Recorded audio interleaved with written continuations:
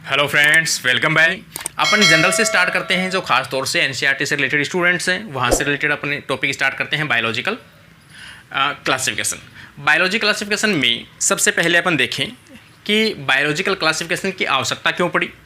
क्योंकि जैसे जैसे स्टडी हुई तो सबसे पहले देखा गया कि लिविंग ऑर्गेनिज्म जैसे ह्यूमन है, ह्यूमन के अलावा भी इस दुनिया के अंदर जितने भी ऑर्गेनिज्म है वो सभी क्या हैं, जीवित ऑर्गेनिज्म हैं। और सभी जीवित ऑर्गेनिज्म को पहचानने के लिए, उनको आइडेंटिफाई करने के लिए उनको क्लासिफिकेशन की आवश्यकता पड़ती थी। क्यों? क्योंकि किस ऑर्गेनिज्म को किस नाम से जाना जाए, कौन से ऑर्गेनिज्म किस ग्रुप में है, क्या प्लांट और एनिमल्स हैं वो डिफरेंट हैं, उनमें क्या डिफरेंस हैं, और जितने भी अलग अलग जो जीव देखे गए उन जीवों के अंदर भी डिफरेंसेस करना ज़रूरी था। उन सभी डिमांड को ध्यान में रखते हुए, उन सभी जो डाउट थे उन सभी डाउट को ध्यान में रखते हुए जैसे जैसे साइंटिस्टों ने स्टडी की, उनके अकॉर्डिंग सभी ऑर्गेनिज्म को इन्होंने डिवाइड करना बेटर समझा। और उन्होंने टाइम के साथ में इन्होंने सभी ऑर्गेनिज्म को टाइम टू टाइम डिवाइड करते रहे, उनको आइडेंटिफाई करते रहे, उनका क्लासिफिकेशन करते रहे। आज अपन देखते हैं कि इतना ब्रॉड लेवल के ऊपर क्लासिफिकेशन है और किस ग्रुप में कौन से ऑर्गेनिज्म है। अपन ऑर्गेनिज्म को देख के बता देते हैं कि आर्थ्रोपोडा में आएगा, ये प्लांट्स में आएगा, ये इंसेक्ट में आएगा, किस में आएगा, मतलब अपन उसको देखते ही बता देते हैं। तो यहाँ पर अपना बायोलॉजिकल क्लासिफिकेशन जो है वो स्टार्ट किस में कर रहे हैं अपन, खास तौर से बायोलॉजिकल क्लासिफिकेशन स्टार्ट क्यों कर रहे हैं, लिविंग ऑर्गेनिज्म का।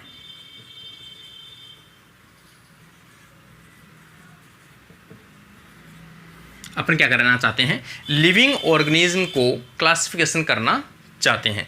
लिविंग ऑर्गेनिज्म का सबसे पहले अपन देखते हैं कि इसमें क्या होना चाहिए, आइडेंटिफिकेशन।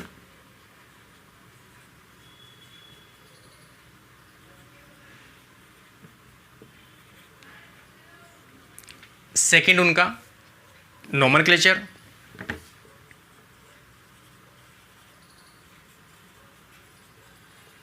और थर्ड उनका क्लासिफिकेशन।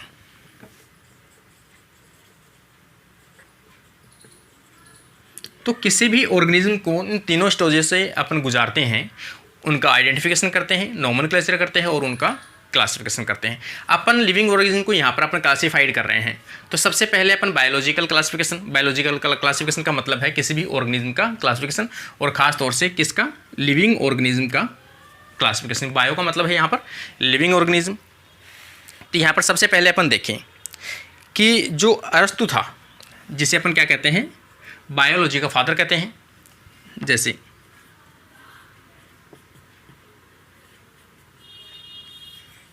अरस्तु, जिन्होंने सबसे पहले लिविंग ऑर्गेनिज्म को दो पार्ट्स में डिवाइड किया था। जैसे फर्स्ट आ जाएगा एनिमल, सेकंड आ जाएगा प्लांट। यहाँ पर अपन देखें कि जो एनिमल जो डिवाइड किया था इन्होंने, एनिमल और प्लांट्स, तो एनिमल्स के अंदर इन्होंने तीन ग्रुप बताए थे। जैसे एक बताया ट्री, एक बताया सर्प्स और एक बताया हर्ब। मतलब इन्होंने प्लांट्स, मतलब एनिमल्स को, यहाँ सॉरी अपन बात कर रहे हैं प्लांट्स की। तो यहाँ पर एनिमल्स की बात करें, पहले प्लांट्स की अपन देख लेते हैं। प्लांट्स को इन्होंने तीन ग्रुप में डिवाइड किया है। सबसे पहले आ जाएगा ट्री, फिर आ जाएगा सर्प्स और आ जाएगा हर्ब्स। यहाँ पर अपन देखें कि जो एनिमल है, एनिमल को इन्होंने दो पार्ट में डिवाइड किया। जैसे कुछ एनिमल्स जो हैं वो रेड ब्लडेड है, और अदर जो अपन है वो डजंट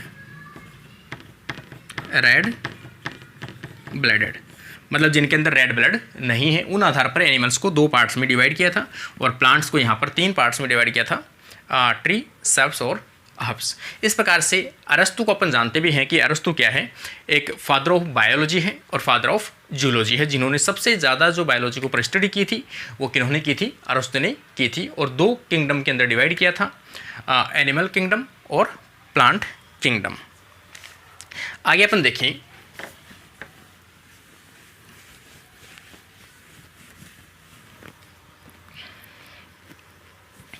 यहाँ पे जो टू किंगडम है,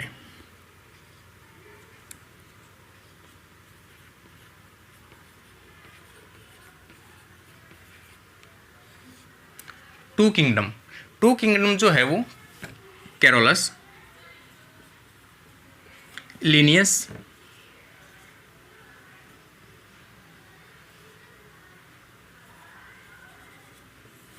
कैरोलस लिनियस ने दिया था। तो कैरोलस लिनियस ने टू किंगडम दिया, मतलब सभी जो ऑर्गेनिज्म हैं उनको दो पार्ट्स में डिवाइड किया था। जैसे फर्स्ट आ जाएगा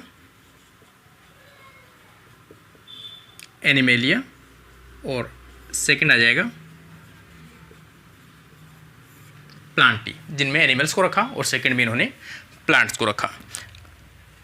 इसमें जो प्लांट्स हैं, प्लांट्स में रखने का मतलब है कि ऐसे ऑर्गेनिज्म जिनके अंदर सेल वॉल प्रेजेंट होती है, प्रेजेंट सेल वॉल। जिनमें सेल वॉल प्रेजेंट है वो किस में रखे गए थे, प्लांट्स में रखे गए थे। जिनमें cell wall absent cell wall, उनको किस में रखा गया था, एनिमल्स में रखा गया। तो ये कौन सा था, टू किंगडम था जो कैरोलस लिनियस के द्वारा दिया गया था। थ्री किंगडम देखें अपन,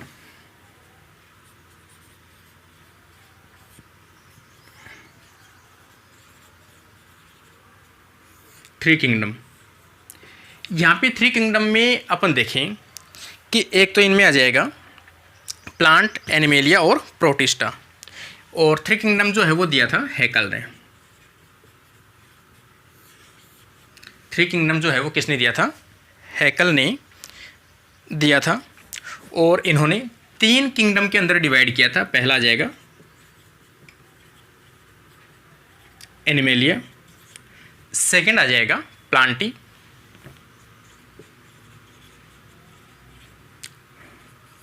और थर्ड आ जाएगा प्रोटिस्टा। इस प्रकार से ये जा था थ्री किंगडम जो किसके द्वारा दिया गया था, हैकल के द्वारा दिया गया था। अगला अपन देखें,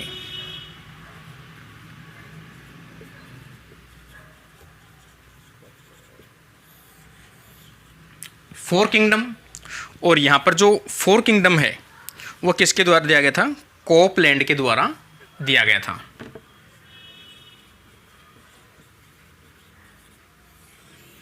किसके द्वारा दिया गया था, कोपलैंड के द्वारा दिया गया था। और यहाँ पर इन्होंने जो किंगडम दिए थे वो कितने दिए थे, चार दिए थे। और चार में से अपन पहला देखें तो यहाँ पर आ जाएगा एनिमेलिया, सेकंड आ जाएगा प्लांटी, थर्ड आ जाएगा प्रोटिस्टा और फोर्थ आ जाएगा मोनेरा।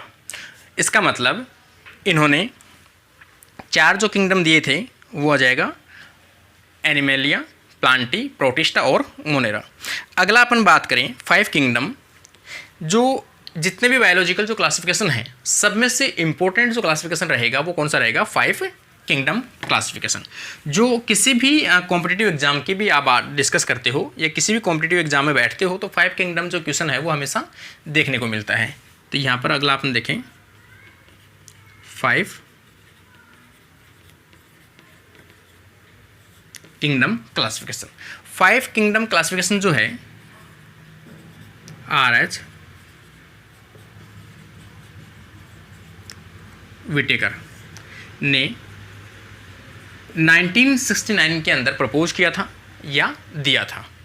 तो इन्होंने जो बताया था इन चारों के अलावा एक ग्रुप एक्स्ट्रा ऐड किया था इन्होंने फंजाई का। तो इनका जो क्लासिफिकेशन रहेगा,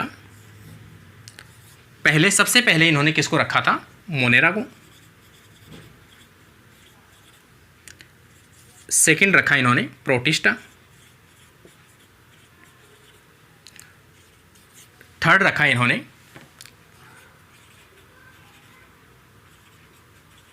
एनिमेलिया, और फोर्थ आ जाएगा यहाँ पर,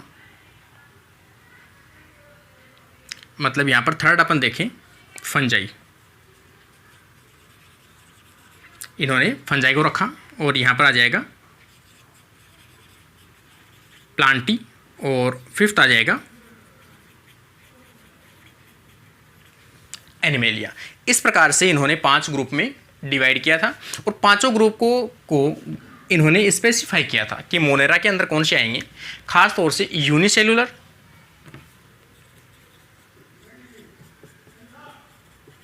यूनिसेलुलर, प्लस प्रोकैरियोट्स। प्रोकैरियोट्स हो और कैसे हो, यूनिसेलुलर हो तो किसमें, मोनेरा के अंदर। यहां पर यूनिसेलुलर हो प्लस यूकैरियोट्स हो तो किस में रखे जाएंगे, तो प्रोटिस्टा में रखे जाएंगे।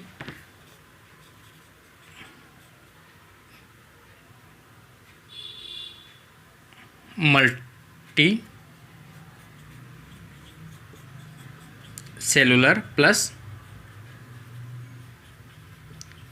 यूकैरियोट्स, मल्टीसेलुलर हो और सेल कैसी हो, यूकैरियोटिक हो, और यहाँ पर सब में सेम है, इसमें भी सेम है, मल्टीसेलुलर हो और यूकैरियोट्स हो।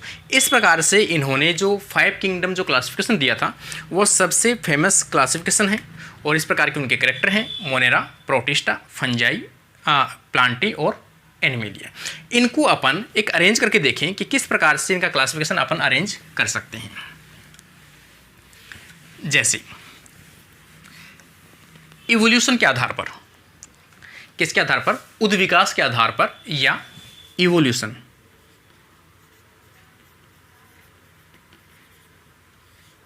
इवोल्यूशन के आधार पर इस क्लासिफिकेशन को अपन अरेंज कर सकते हैं कि सबसे पहले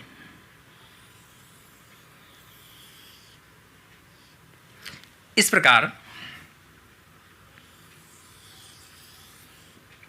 2 ग्रुप में सबसे पहले ऑर्गेनिज्म है वो 2 ग्रुप में डिवाइड हुआ था। यहां पर आ जाएगा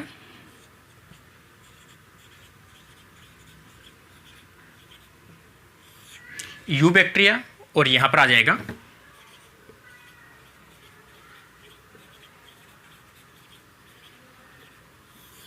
आर्की बैक्टीरिया। यू बैक्टीरिया और आर्की बैक्टीरिया पहले थे, उनसे विकसित हुए थे यू बैक्टीरिया। इसका मतलब इसे अपन कह सकते हैं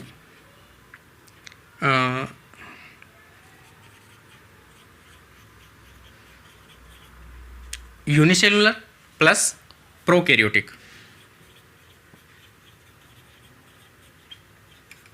तो ये आ जाएंगे इसमें यूनिसेलुलर, प्रोकैरियोटिक। यहां पर भी आ जाएंगे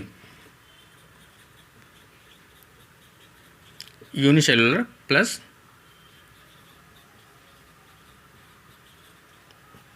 प्रोकैरियोटिक।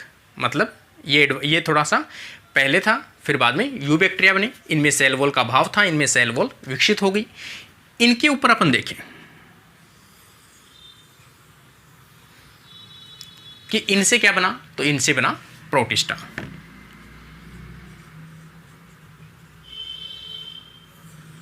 इनसे कौन सा ग्रुप बना, प्रोटिस्टा बना। प्रोटिस्टा में किस प्रकार के ऑर्गेनिज्म हैं, तो यहां पर यूनी सेलुलर प्लस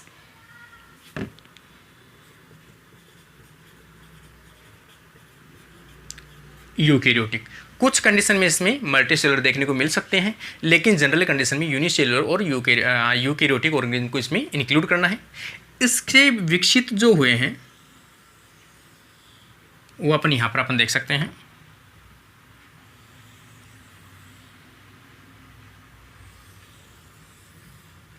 इस प्रकार से 3 डोमेन जो है वो ऊपर की तरफ अपन देख सकते हैं। यहां पे तो आ जाएगा फंजाई, और यहां पर आ जाएगा प्लांटी, और यहां पर आ जाएगा एनिमेलिया। और तीनों में कैसे हैं, तीनों में सेम ऑर्गेनिज्म है, मल्टी सेलुलर,